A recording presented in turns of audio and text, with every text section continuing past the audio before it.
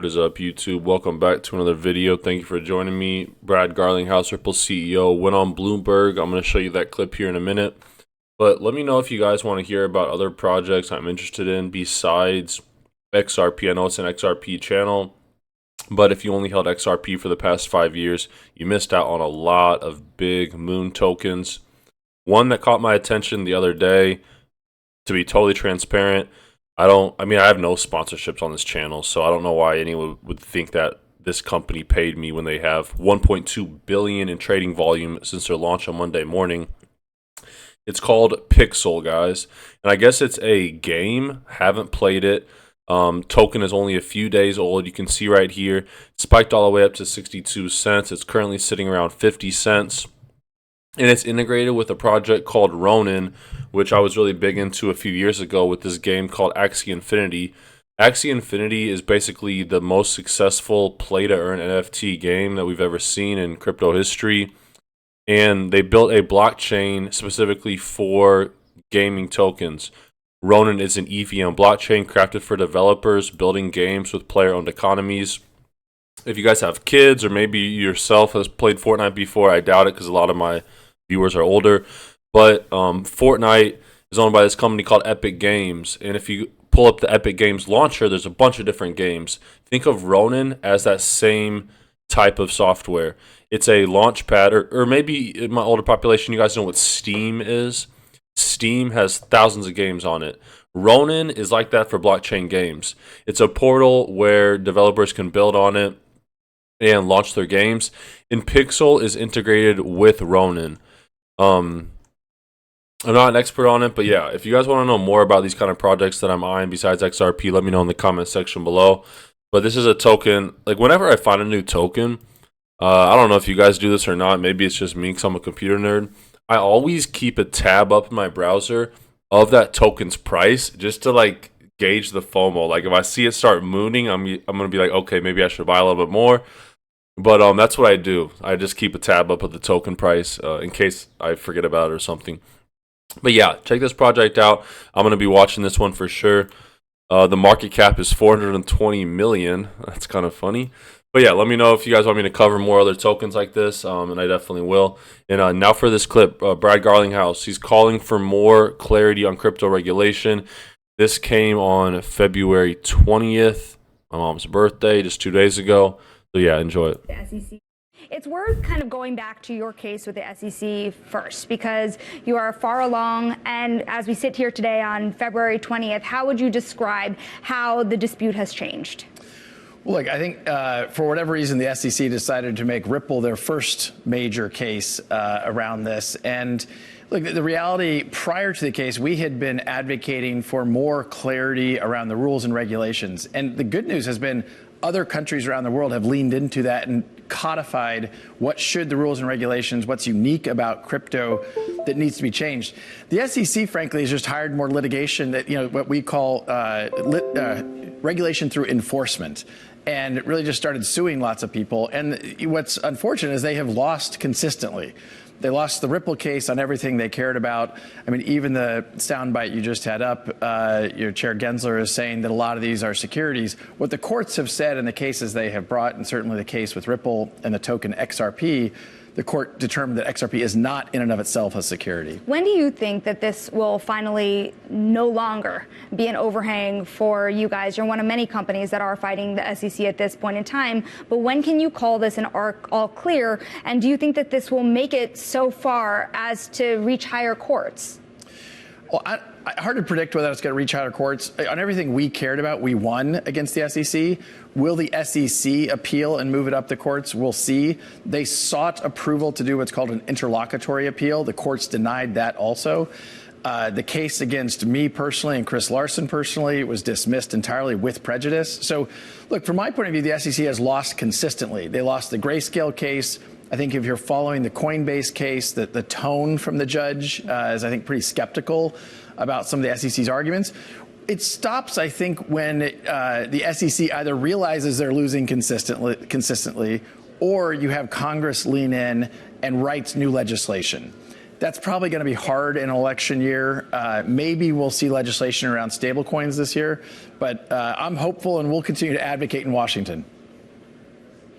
Well, you mentioned the Grayscale case, Brad, and it's Kaylee in Washington. Obviously, that was pretty instrumental in ultimately the SEC granting approval to not just Grayscale's conversion to a spot ETF, GBTC that is, but spot Bitcoin ETFs more broadly. I'm sure you've seen there's buzz out there about potentially an XRP ETF being in the future. What do you make of that speculation? Well, Kaylee, good to see you. I think it only makes sense there will be other ETFs. It's a little like, in the earliest days of the stock market, you don't really want exposure to one stock or one company. You want to typically think about diversifying risk and what have you. And so I think we will see other ETFs. When we will see them is hard to predict. The sad reality of what we saw with the Bitcoin ETF is it was only because the courts forced the SEC's hand, and really Chair Gensler's hand, that we saw that finally come to fruition. And look, in my opinion, it makes these markets safer. It makes them more robust. And so this is good for the investment community to kind of lean into that. So you would welcome an XRP ETF then? We would certainly welcome it, and I think it's inevitable that there'll be, multiple ETFs around different tokens. And I think you'll even see ETFs potentially around baskets that also, I think, further diversify that risk. Given there's so much excitement around the ETF dynamic here, are you in talks with the largest issuers, particularly BlackRock, to get this done? Well, I'm not going to comment on that. I know BlackRock has said some things publicly. We think it makes sense for the XRP community overall. Ripple obviously is a very important stakeholder in the XRP ecosystem, but we're not the only player. And look, we've seen, before the SEC lawsuit, XRP was the second most valuable digital asset. I think because of the headwinds of that lawsuit, we've now seen that largely abate. But the long-term view on these things is about, how do you create utility and really solve real-world problems with these different digital assets? Bitcoin's doing that very well as a store of value. XRP and its dynamics around being very fast, very efficient, and low cost on a per-transaction basis makes it ideal for payments. And that's where Ripple really has leaned into as a company. Well, let's talk about where else Ripple is leaning in. You've recently acquired Standard Custody. What is that going to do for your company? Well, look, we think there's some basic building blocks around crypto that are important to make crypto successful. Custody is an important part of that. For institutions to be able to custody both their own as well as their customers' digital assets, we think is very important. We've made 2 acquisitions over the last year in this space.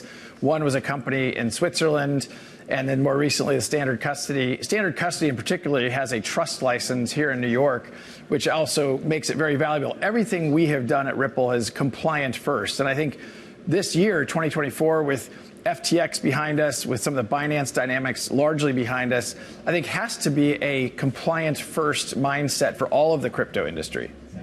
How far can your foray into custody really go? You think about what's happening with Coinbase and its role in custody when it comes to these ETFs. How do you envision your role in custody expanding over time? Well, look, it's a pretty fragmented market today. Coinbase is a player. You have 5 or 10 players that have small pieces of market share. We already have signed up with Ripple's custody solution, HSBC. We have BBVA, a leading partner of ours called Zodia. So, we feel very good about the momentum we have to kind of the larger banking infrastructure.